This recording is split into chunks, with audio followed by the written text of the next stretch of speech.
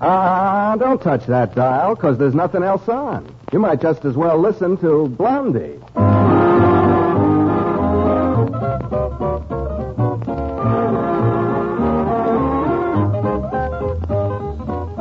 Blondie, rebroadcast for the servicemen and women of the United Nations with Penny Singleton and Arthur Lake as Blondie and Dagwood Bumstead, respectively. Before we join the Bumsteads of Shady Lane Avenue, let's gather around the bandstand for a curtain raiser from Lenny Kahn and his orchestra. Raise that curtain, Len.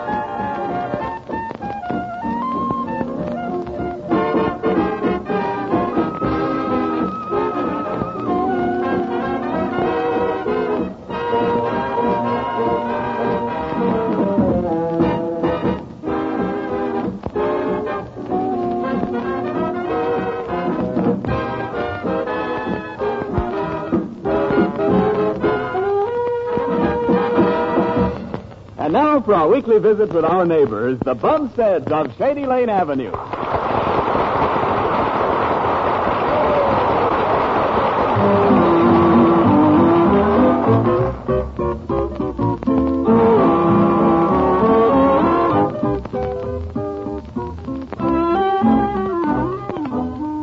Well, it's about 2 o'clock in the morning, and two dark figures skulk outside the Bumstead home. It's Dagwood and his boss, Mr. Dithers, sneaking home from a late poker game with the boys. Well, naturally, they're trying to be quiet as they share a warm reception from their wives. So let's listen. Well, Dagwood? Here's your house. Yeah. We've got to get our story straight now before we go in to report to the Gestapo. Yeah, what will it be, Mr. Dithers? Will it be sitting up with a sick friend? Oh, no. That story's no good unless you tell it while applying a little chloroform. Yeah. Besides, all our sick friends are well again, doggone it. Yes. It really broke my heart to see Fred Wilkins get over his lumbago. Yeah. It was so handy. Yeah. I guess the sick friend gag is out, huh? Oh, yes. Hey, maybe we could say we were sitting up with a sick enemy. Bumstead. Oh, no. That doesn't seem logical. Wait a minute. Huh? Harry Potter's dog is having pups. Yeah. We could say we were over there pacing the floor with him. Yeah, and putting ice bags on his head. And, But somehow that doesn't seem very authentic. No, I guess not. What we need is a good, big, fat, juicy lie. Yeah. It's gotta be something that a woman will believe while half asleep. Yes. Yeah. Something short and sweet that we can mumble double talk. Yeah. Hey, but why don't we just say we were working late at the office? Dagwood! Huh? That's a great idea. Yes, Great. Huh? Now remember, we've got to stick to our stories. Now let's see. We were working late at the office on some drawings for the Acme Machine Tool and Die Company, and we're getting home late because we worked hard knocking ourselves out. Yeah, tooling and dying all night. Yes.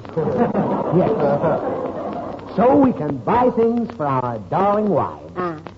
Well, if Blondie believes the story, give her my regards. Otherwise, don't mention it. Yeah. Okay. See you in the morning at the office. I'll probably have my arm in a sling and my head in a cast. Good night. Yeah, now let's see if I can sneak in. Oh, I hope I don't wake Blondie up. See, I'll take my shoes off now. Gee, it's so dark I can't see my shoes. Yeah, I know what I'll do. I'll follow my legs down to the bottom. There they are. Now up the steps into bed. Oh, it's that creaky step. Oh, I'll have to get these steps de-squeaked one of these days. Now, if I can only sneak in. Hello, Dad. Oh, not so loud. You'll wake Blondie up. Hello, Blondie. Good morning. Yeah. What time is it, Dagwood? A number of minutes after 12. How many minutes after 12? 120. You mean 2 o'clock. Where have you been, Dagwood? Where have I been? Oh, yes. Well, I had to work late at the office so I could make money to buy things for my little family. How late? 10 minutes? Yeah. Oh, Blondie, I'll start all over. Mm-hmm. I'm just getting home. We worked in Mr. Dithers' office on some plans for the Acme Tooling and Dyeing Company. I called Mr. Dithers' private office phone several times tonight, and no one answered. You did, huh? Well, did you call? Yes, dear, I called there, too. Oh, you did? Well, perhaps we were over getting a cup of coffee at Joe's Delicatessen. Well, I called there, too, and they hadn't seen me, so perhaps you weren't. Perhaps not. Well, I guess we've eliminated working late at the office, haven't we? We sure have. Is that Pop coming in late, Mom? Yes, Alexander. Oh, Pop. Hello, Alexander. Gee, where you been so late? Pop's not sure, Alexander. He's just trying to decide. Yeah. Gosh, Pop, you ought to think about me. I need my sleep. Yeah, well, I'm very sorry. You don't want to start my growth, do you? Oh, no, of course not. Pop looks awful guilty, doesn't he, Mom? Yeah? He is guilty. Well, I hope I can get back to sleep. Yeah, I hope so, too, Alexander. Good night, and I'm sorry I disturbed you. Okay. Just don't let it happen again. Yeah, thanks very much. Good night, folks. Good night, Alexander. Good night, Blondie. Oh, wait a minute now. Now, let's get back to the facts, dear. Must we? We must. Blondie, you know Fred Wilkins' lumbago? Yes, it's all gone now. Why? Yeah, I just wondered if you knew.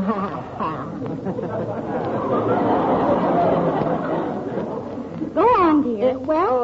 Harry Potter's dog is having problems. Yes, Mrs. Potter was telling me they came early this evening. Yeah, that's very inconvenient of them. Dagwood. Yes, honey? About how long is it going to take you to make up your mind where you've been this evening? Well, I'll tell you, Blondie, if you insist. Do you insist? I do. Gee. You remember the other time when you said I do? We were both so nervous, and I drank a whole pot of coffee before the ceremony. My knees were banging together like cymbals. Yeah. Yes, and I was afraid I'd trip on my white satin gown going up to the aisle and fall right on my face. Yeah. But where were you this evening? Don't change the subject, Blondie. Now, Dagwood. Well, Blondie, we heard they needed a couple of substitutes at the Crevice Switch factory. They're making those big parts for the big B-29 bombers, so we volunteered. You see, I didn't have time to call you. Well, dear, why didn't you say so? I didn't think you'd believe it. I don't know. It seemed sort of improbable. Oh, you poor darling. Gee, you must be tired. Yeah, I'm still a little nervous, too. Maybe I'd better go down and call Mr. Dithers. I want to tip him off. I have to find out if he got home all right. Oh, no, dear. You're tired. Now, look, you need some rest. You better get right up to bed. Yeah, but... you know how he made out in the morning. That might be too late, Blondie. Oh, probably Cora will tell me when I see her tomorrow. Yeah, whoa. What's the matter, Dagwood? Is something hurting you? My conscience. I got a pain in the neck. But from working. You know, dear. Yeah? You poor dear. Now, look, darling, you should have told me right at the beginning you had volunteered to help out at the factory. Because, you see, when you tell a little fib, you have to tell a bigger one to cover it up. And then you have to make up more stories to cover that up. And it gets worse and worse until the first thing you know, you're in an awful spot. Oh, Blondie, you are so right.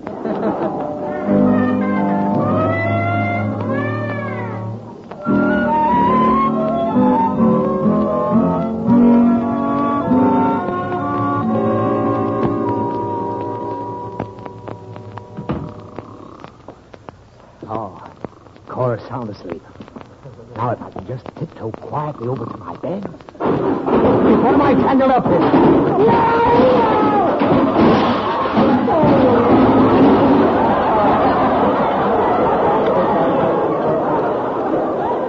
Well, Julius, what drove you home? Oh, Cora. Patootie. Smile when you say that. I am smiling. That's not a smile, that's a sickly grin. And get up off the floor unless you're planning to sleep there. What in the world are all these tin cans and this wrapping cord that tripped me? It's a little booby trap I rigged up. Looks as though I caught one in it, too. Next time, why don't you hook it up with a landmine? That's a splendid suggestion. After 2. I'll give you 3 minutes to think up another of your fairy stories. Dagwood and I were working late at the office. I called the office. We didn't answer the phone. We didn't want to be disturbed. I went down to the office. You would. And it was as empty as your head. Oh, Cora. Now, take it from there, Poochie. Don't call me Poochie. Well, what's your explanation now? Well, you know that dog of Harry Potter's? Oh, yes. Harry called up to offer us one of the pups. Why doesn't he mind his own business? And before I forget it, the Wilkins dropped in for a moment this evening. Threads all over his lumbago. Too bad he couldn't have had a relapse. You were going to explain just what kept you up so late, Julius. I was? Oh, I was. Well, I didn't want to tell you the real reason I'm so late. It's rather embarrassing. This had better be good. Or tomorrow morning you're going to be on the critical list at the hospital. Well, it's about Dagwood. I don't want you to repeat this, Cora. It would hurt Blondie's feelings. Well, what is it, Julius? Oh, it wasn't anything so terrible. After all, he's still young and high-spirited. And the girl was a knockout. Girl? Oh, what happened? Well, I was standing there minding my own business, but Dagwood whistled at a brunette. She called a cop, and Dagwood got arrested as a masher. Oh, no. Oh, yes. And it took me all this time to persuade the police not to throw him in the jug. Oh. You can see why I didn't want to tell you this. Oh, yes, of course. Well, that was it. I did my good turn and came home. And this is the reception I get from my sweet, ever-loving ball and chain. Oh, Julius, I'm so sorry. Really and truly, I am. Well, that's life for you. You go out of your way to keep a friend's home from being broken up, and your wife bites your ears off for it. Now, please don't say that, Julius. I didn't know. Of course, it would have been too much to ask you to trust me. You always think I'm lying or inventing a story. You never give me credit for having a conscience. Oh, Julius, you're making me feel like a heel. Well, if the heel fits, put it on. Yes, I have been cruel to you. I haven't made you a good wife. I've been mean and nagging, said unkind things. Go on. Go on. I don't see how you stood me all these years. So you're beginning to wonder too, huh? Well, in spite of all your faults, Cora, I love you. Oh, thank you for tuning me. Smile when you say that.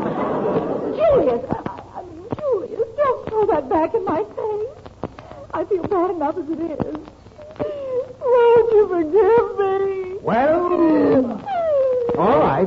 Now stop bawling. I'm sleepy. Yes, dear, I'll try.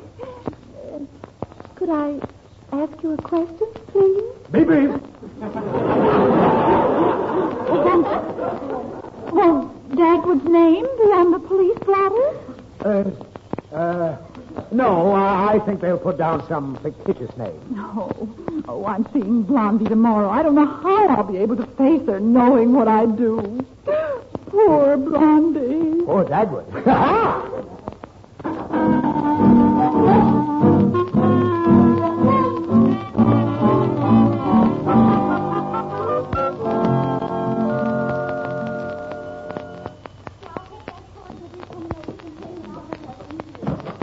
Blondie. Oh, good morning, Cora. Come on in.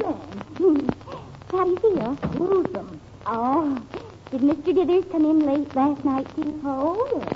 Yes, it was after 2 when the sneak snuck in. Tell me, did he tell you he'd been working at the office, too? Yes, but I've heard that song before. So had I. Oh, these men. Oh, Blondie, if you only knew. Well, I finally made him tell me what really happened. Then you know? Oh, yes, I found out. Oh, poor Blondie, your heart must be breaking. No, it's not breaking. Oh, you're so brave about it. Dagwood being arrested as a masher. A what? After all, he just whistled at that brunette. What brunette? Well, the girl who had him arrested. Oh, it's really nothing. Julius whistles at the young girls, too. The dog. Why, last summer when we went to the beach, he'd whistle all day like a peanut stand. It'd be 2 days before his lips would unpucker. But I didn't know anything about it. Whistling at a brunette. Oh, how could he do such a thing? I guess he just puckered up his lips and let go. That's why Julius was out so late. He was fixing it up so Dagwood's name wouldn't be on the police blotter. Oh, dear. Oh, my. Oh, that's moonlight for you. Oh, well, somehow I never thought of Dagwood as a wolf. But he did look guilty last night. Oh, Cora. There now, Blondie. Oh, I can't help it. My own husband, a masher. If he'd only done some little thing like robbing a bank. Well, it's a cross we women have to bear. What did Dagwood tell you? Well, he said he volunteered to work the split shift at the Crabbe Switch factory last night. He and Mr. Dithers and some friend of Mr. Dithers. The Crabbe Switch factory? Egad! What's the matter? I happen to know who else was working that shift last night.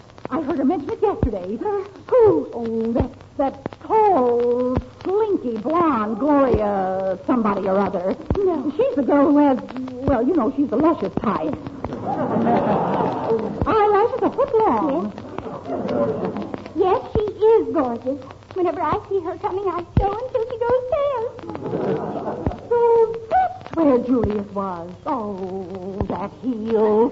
And I believed him last night. I apologize for suspecting him of lying to me. He talked me into thinking he was a fine, noble husband.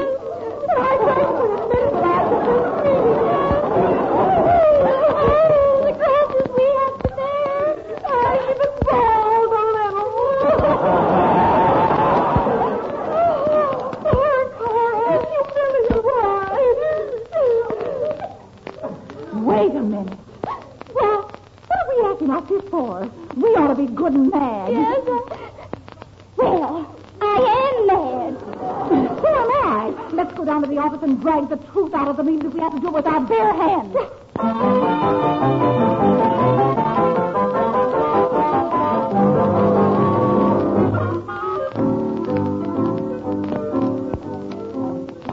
Hurry, Blondie, before I cool off. I want to stay mad until I see that fine, noble heel. Well, if it isn't Mrs. Bumstead and Mrs. Dithers. Hello, Mr. Niles. Men. We can't stop to talk, Mr. Niles. Well, I'll just walk along with you. Say, what's all the hurry about? We're on our way to see our husband. Nothing can stop us. My, I'll bet they'll be glad to see you. Both of you looking so bright and cheerful. Cheerful? That's the trouble with us women. We hide our feelings. Blondie, are you going to stay mad, or do I have to be mad enough for both of us? Oh, dear, I forgot. Okay, Cora, I'll get mad all over again. Goodbye, Mr. Niles. Well, goodbye. Give my sympathies to your husband.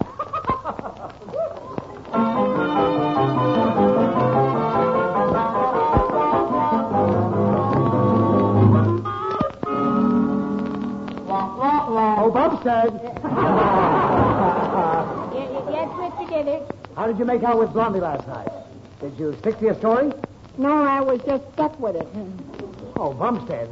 How could you let me down like that? I'm sorry, J.C., but that alibi had more holes in it than a hunk of Swiss cheese. Yeah, how did you make out, Mr. Dithers? Did you stick to your story? Why, no. Oh. No, that's all right, Mr. Dithers. a fine thing. Well, what did you finally tell Blondie? Well, I told her we substituted at the Kravis switch factory. Oh, no. Oh, yes. Oh, Bumstead, that's where Gloria works. Which Gloria is that? You know,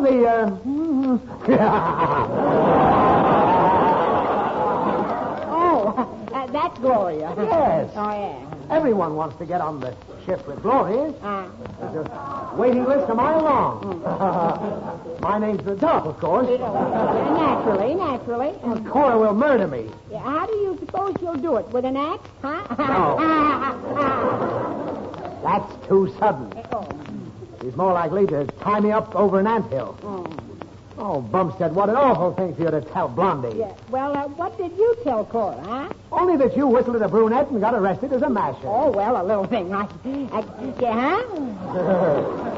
I told her I spent last night talking a cop out of throwing you in the can. Oh, Mr. Dithers. That's fast thinking for you, huh? Holy smoke, did you have to make it a brunette? Oh, my gosh. Now, how's Blondie going to feel when she hears? Oh, she'll probably be slightly provoked. Provoked? You don't know Blondie. She's little and cute and sweet, but when she really gets mad, the safest thing to do is to dive into an air raid shelter. I suppose Cora's told Blondie by now, huh? Yes? They are? Can't you stop them? Oh, all right, thank you. Holy smoke, Mr. Dithers. Was that Blondie and Cora? Yes. Dimple said they charged through the outer office like the 3rd Armored Division. Oh, but we're cooked. While there's life, there's hope. Come on, Dagwood. Run for your life.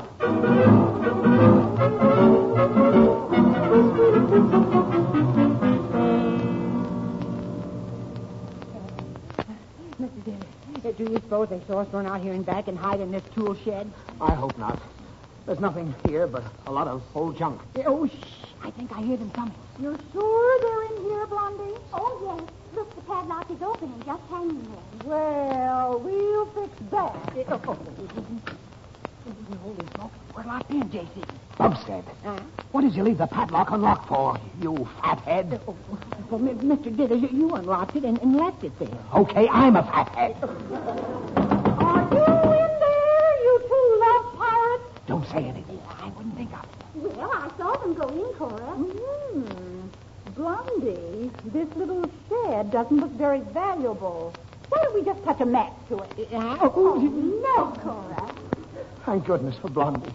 I'm in favor of getting in one of those big trucks and crashing right through it like a tank. Oh. That's a wonderful idea. Oh, no, Blondie, we really shouldn't. Why not? Well, that would be pleasure driving.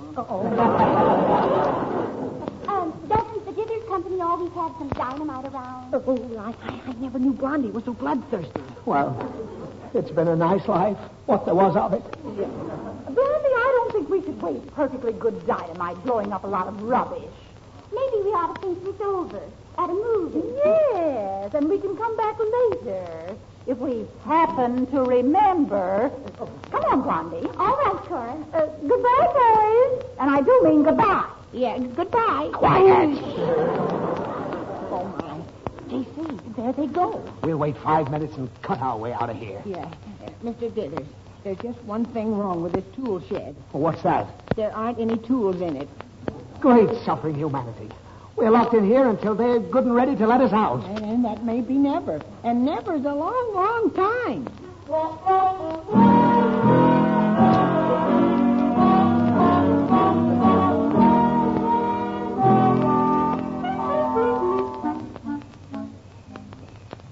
Be careful, Blondie. Don't stumble in the dark. Oh, Cora, we really should have come here before this. It's almost 9 o'clock.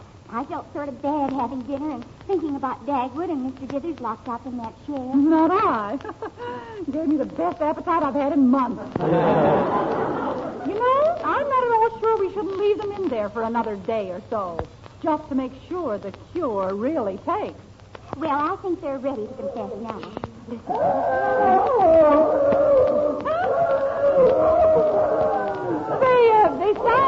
They sound a little hoarse. And sort of desperate.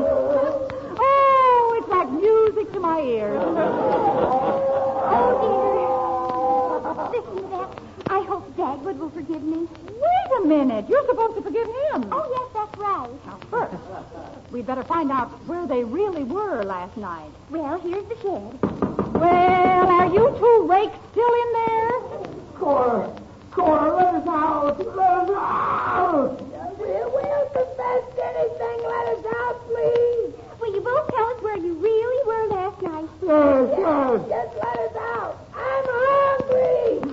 Well, shall we, Cora? Oh, I don't know.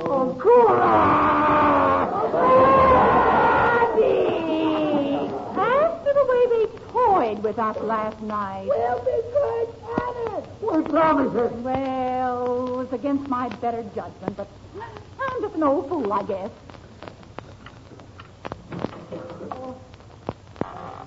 Can we come out now, huh? I never expected to see the light of day again. Hey, I don't see it now. It happens to be night, you mole. Yes. Well, good night, all. Oh, just a minute, you two. We want to know where you were last night. Well, we can't tell a lie. We're too weak to. Where were you? Dagwood was playing poker. Huh? Julius? I was just passing by and stuck around accidentally. Playing poker? Yes, playing poker. Julius, did you win or did you lose? Well, the cards were marked. I lost. Julius, you're a heel. Take this. Ow! Well, Dagwood, did you win or did you lose? Well, Did you win or lose? the cards were marked. I won. Oh, Dagwood, you darling. Take this. Yeah.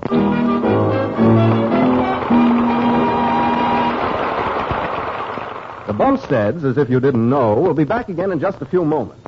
Right now, that man, Lenny Kahn, prepares to downbeat the orchestra for this sparkling selection. Well, sparkle, man.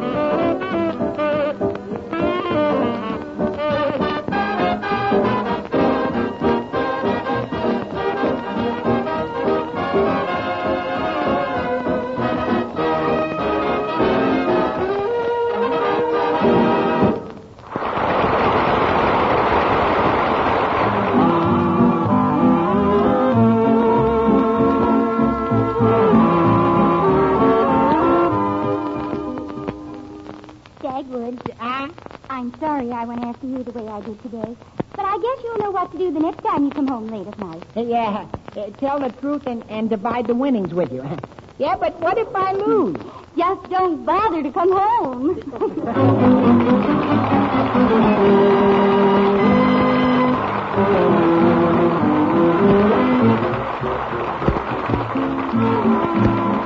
Blondie is played by Penny Singleton and Dagwood by Arthur Lake. The musical score is composed and conducted by William Arndt.